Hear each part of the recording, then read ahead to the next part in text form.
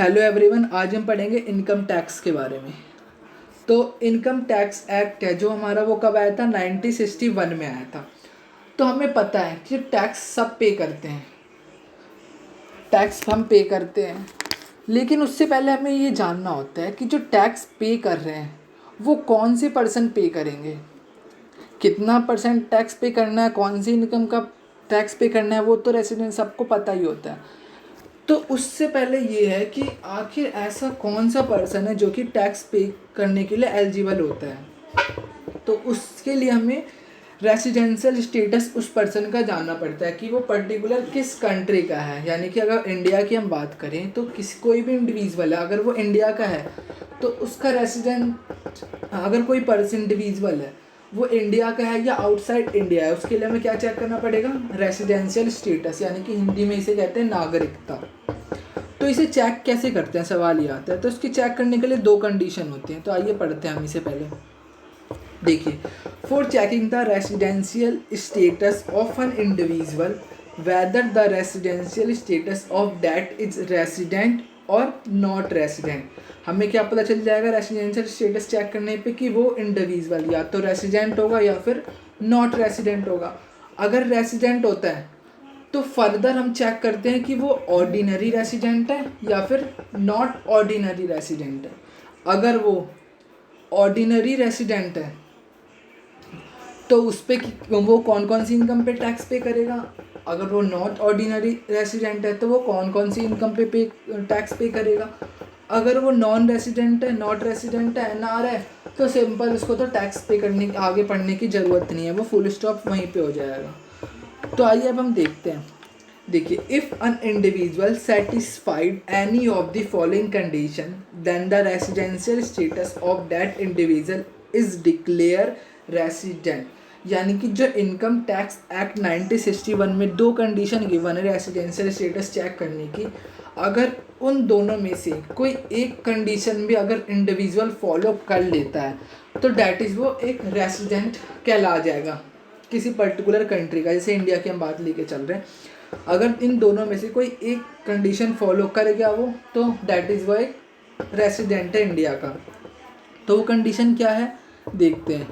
First है, he must stay in India at least 182 days during the previous year. यानी कि previous year में वो 182 डेज पिछले एक साल में रहा है इंडिया में, तो वह रेसिडेंट कहला जाएगा। या फिर second condition, he must stay in India at least 60 days, या फिर वो पिछले साल 60 दिन रह चुका हो इंडिया में, but 365 days during the 4 preceding the previous year. देखिए, दो कंडीशन होती है। फर्स्ट, अगर वो पिछले साल यानी प्रीवियस ईयर में 182 डेज इंडिया में स्टे कर जाता है तो दैट इज़ वो रेसिडेंट कहला जाएगा। या फिर सेकंड कंडीशन, अगर वो 60 डे भी इंडिया में रह जाता है प्लस पिछले 4 साल का अगर उसका रिकॉर्ड देखें, पिछले 4 साल में अगर वो टोटल 365 डेज इंडिया में रह जाता है तो भी वो रेसिडेंट कहलाएगा इंडिया का। समझ आया आपको? तो आगे बढ़ते हैं। अब देखिए, जब वो रेसिडेंट कहला जाता है तो फर्दर हम चेक करते हैं कि वो पर्सन ऑर्डिनरी रेसिडेंट है या फिर नॉट ऑर्डिनरी रेसिडेंट है। तो देखिए, if that individual does not satisfy any of the above condition, अगर दोनों सेट कंडीशन सेटिफाई नहीं करता, that the residential status of that individual declare non resident. अगर दोनों को अप्लाई नहीं करेगा तो वो एनआर कहला जाएगा, नॉन रेसिडेंट। अगर once an individual declare resident, अगर वो एक बार रेसिडेंट डिक्लेयर हो जाता है, then further check whether the residential status of that individual is ROR, यानी कि रेसिडेंट, ऑर्डिनरी रेसिडेंट और रेसिडेंट नॉट ऑर्डिनरी रेसिडेंट। ये चेक करना हमें पड़ता है अगर वो एक बार रेसिडेंट कहला जाता है तो। For checking the residential status of that individual is resident and ordinary resident और resident but not ordinary resident, यानी कि इसे चेक करने के लिए हमें क्या करना है, if satisfy both of the condition then he declare is ROR, यानी कि दो कंडीशन है इसके लिए भी। अगर वो पर्सन, वो इंडिविजुअल दोनों कंडीशन को फॉलो कर जाता है, अप्लाई कर जाता है, तो वो ROR कहलाएगा, यानी कि रेसिडेंट बट ऑर्डिनरी रेसिडेंट। तो देखिए वो कंडीशन दो आखिर है क्या, तो वो ये है, he must be resident 2 out of 10 preceding the previous year.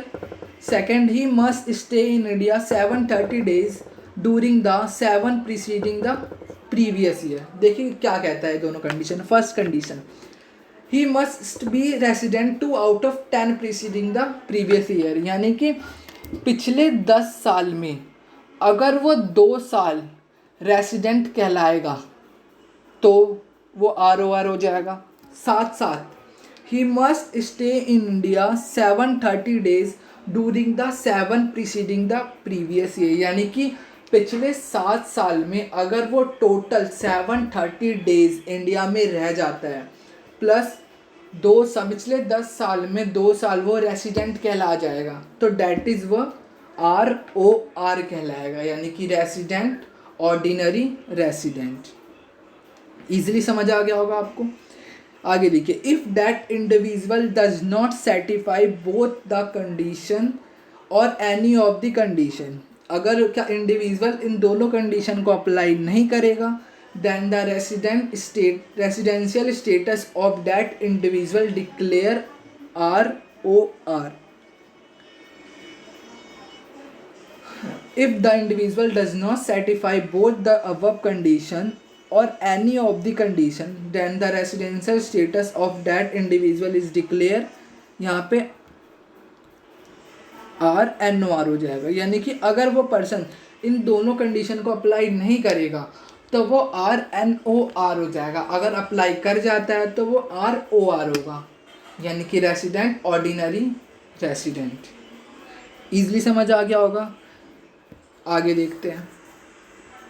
देखिए कुछ स्पेशल कैटेगरी दी गई है इंडिविजुअल की, तो वो कैटेगरी आखिर क्या है। देखिए, certain individual are covered in the special category and they will be considered only if they satisfy in India for 182 days or more. It means then second condition of 60 plus 360 days shall not be applicable the such individual, यानी कि कुछ individual ऐसे हैं जिनको जो ये दो condition दी गई है ना रेसिडेंशियल स्टेटस चेक करने की, वो रेसिडेंट और नॉन रेसिडेंट है, यानी 182 डेज़ वाली और सेकंड 60 प्लस 365 डेज़ वाली, ये दोनों कंडीशन उन पे अप्लाई नहीं करेगी। कुछ स्पेशल इंडिविजुअल है, कैटेगरी है उनके लिए। आगे देखते हैं, any individual who is a citizen of India, यानी कि किन किन पे वो अप्लाई नहीं करेगी, वो देखिए, any individual who is a citizen of India and left for taking up any business profession और एम्प्लॉयमेंट आउटसाइड इंडिया, यानी कि कोई इंडिविजुअल है अगर वो इंडिया का सिटीजन है लेकिन वो इंडिया से बाहर जाता है किसी बिजनेस प्रोफेशन या एम्प्लॉयमेंट के पर्पस से, तो उसका रेसिडेंशियल स्टेटस चेक करने की ज़रूरत नहीं होती। Second, any individual who is citizen of India having business profession employment outside India and has come to India on a visit, या फिर सेकंड कौन से हैं, कोई भी इंडिविजुअल हो वो इंडियन सिटीजन है बट उनका जो बिजनेस है, प्रोफेशन है या फिर एम्प्लॉयमेंट है आउटसाइड इंडिया, यानी कि इंडिया के बाहर है, बट वो इंडिया आते हैं कुछ टाइम के लिए इंडिया विजिट करने के लिए, तो उनके लिए भी ये कंडीशन अप्लाई नहीं होती। लास्ट देखिए, any individual who is a citizen of India and have as a member crew of a Indian ship, crew member पे भी ये कंडीशन अप्लाई नहीं होती। अब आप ये सोच रहे होंगे कि आखिर ये क्रू मेंबर होते कौन है, तो आपको पता होगा ये जहाज़ वगैरह पे होते हैं ना, वर्शिप पे जो काम करते हैं, यानी कि कुछ समय के लिए इंडिया बाकी आउटसाइड ही रहते हैं, तो वो क्रू मेंबर कहलाते हैं, तो उन पे भी ये कंडीशन अप्लाई नहीं होती। नेक्स्ट टॉपिक आता है हमारा हिंदू अनडिवाइडेड फैमिली, यानी कि HUF। तो देखिए इसे पढ़ते हैं। अन HUF would be resident if the control management of its affair situated wholly and partly in India. देखिए अगर HUF का control and management Holi and partly का इंडिया से है तो वो रेसिडेंट कहलाएंगे। अगर उनका कंट्रोल एंड मैनेजमेंट होली और पार्टली आउटसाइड के हैं, आउटसाइड इंडिया है, तो वो HUF नहीं कहलाए, मतलब नॉन रेसिडेंट कहलाएंगे। सिंपल, अगर उनका control management Holi and partly का इंडिया में तो वो रेसिडेंट कहलाएंगे, अगर नहीं है तो नॉन रेसिडेंट कहलाएंगे। इजीली आगे देखते हैं। Affair situated wholly and partly in India if the control a management of the affairs is situated wholly outside India it will be considered non resident, यानी वही सेम चीज। अब देखिए हम चेक कैसे करते हैं। For checking the whether the HUF is ROR, अगर वो HUF रेसिडेंट कहला जाता है तो उसके बाद हमें चेक करना पड़ता है कि वो जो HUF है वो ROR है या फिर RNOR है, यानी कि ये भी चेक करना है हमें। तो देखिए ये कैसे चेक करते हैं। For checking the whether the HUF is ROR और RNOR, if HUF satisfy the following condition then the residential status of that HUF is ROR, यानी कि जो रेसिडेंशियल स्टेटस का कंडीशन है दो, ये वाला he must be resident 2 out of 10 preceding the previous year and he must stay in India 730 days during the 7 preceding the previous year। अगर इन दोनों कंडीशन को अप्लाई कर जाता है HUF तो वो ROR कहला जाएगा। अब सवाल ये उठता है कि HUF में तो इतने मेंबर होते हैं, तो प्रत्येक मेंबर का हम चेक करेंगे उसका रेसिडेंशियल स्टेटस, तो इसका आंसर होगा नो। हम ये डिपेंड करता है कर्ता पे। देखिए आगे पढ़ते हैं।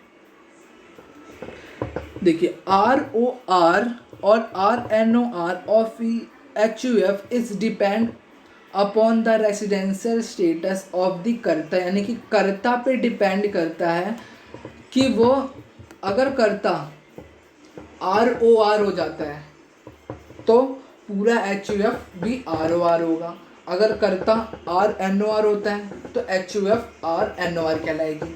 सिंपल, यानी कि जो रेसिडेंशियल स्टेटस कर्ता पे डिपेंड करता है ROR और RNOR का। ठीक है, अगर रेसिडेंट देखना है कि वो HUF रेसिडेंट है या फिर NR है तो वो कैसे चेक करेंगे। अगर control and management Holi and partly का इंडिया से है तो वो रेसिडेंट कहलाएगा, अगर कंट्रोल और मैनेजमेंट आउटसाइड इंडिया है तो वो नॉन रेसिडेंट कहलाएगा। तो ये थोड़े टॉपिक मैंने क्लियर किए हैं। नेक्स्ट वीडियो में इससे आगे हम पढ़ेंगे। अगर वीडियो अच्छी लगी तो लाइक करें, शेयर करें और चैनल को सब्सक्राइब करें। Thank you so much guys.